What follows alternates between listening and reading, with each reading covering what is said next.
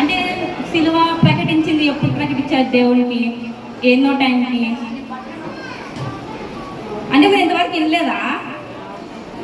ఉదయం ఎన్ని గంటలకి? 9కి 6కా? 6 గంటలకి. 9కి సిలువను వేసినారు. ఎప్పటి నుంచి ఎప్పటి వరకు వేసినారు? 3 గంటల వరకు వేసినారు. ఓకే. ఎన్ని దెబ్బలు కొట్టారు దేవుణ్ణి? 1, 10, 38, 39. ఏదైనా కొట్టించుకుంటావా అన్ని దెబ్బలు? నన్ను మా డాడీ ఒక మాట అనేది ఇక్కడ మూల కూర్చునేస్తాయి ఏడ్చుకుంటూ. అలాంటిది 39 దెబ్బలు సిలువను మోసుకుంటూ. అదే మన కోసం దేవుడు అన్ని దెబ్బలు తిన్నారు. కానీ మనం ఏం చేస్తున్నాం? ఇట్లా బయట కూర్చుంటాం, అక్కడ కూర్చుంటాం. అసలు చర్చికి వస్తాం కానీ వినం. అంతే కదా? అంతేనా?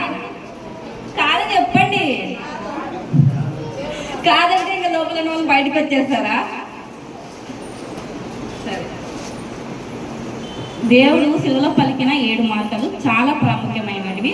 ఇప్పుడు అందరూ ఒక్కొక్క వాక్యం చెప్పేసినారు. ఇప్పుడు నాకు లాస్ట్ వచ్చింది.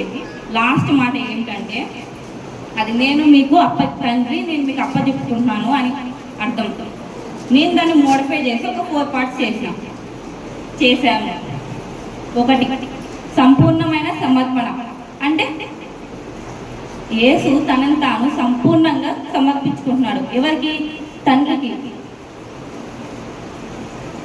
అంటే ఇప్పుడు నేను అన్నని అడుగుతా, అన్న నాకు నీ ప్రాణం ఇస్తావా అని. ఇస్తావా?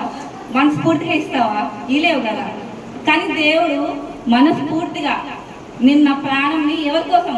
మన కోసం శిలువలో అర్పించేశాడు. చాలా గొప్ప వ్యక్తి అసలు దేవుడు.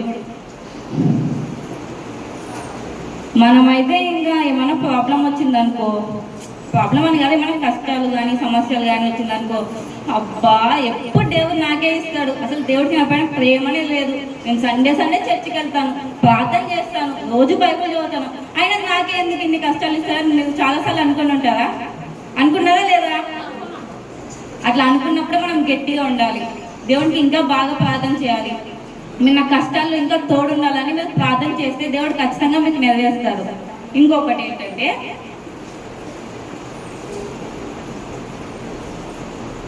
దేవుని పైన నమ్మకం. మనకుందా దేవుని పైన నమ్మకం? ఉందా లేదా? మరి చెప్పండి. ముందు వాళ్ళే చెప్తున్నారు, వెనక వాళ్ళు ఏం చెప్తలేరు.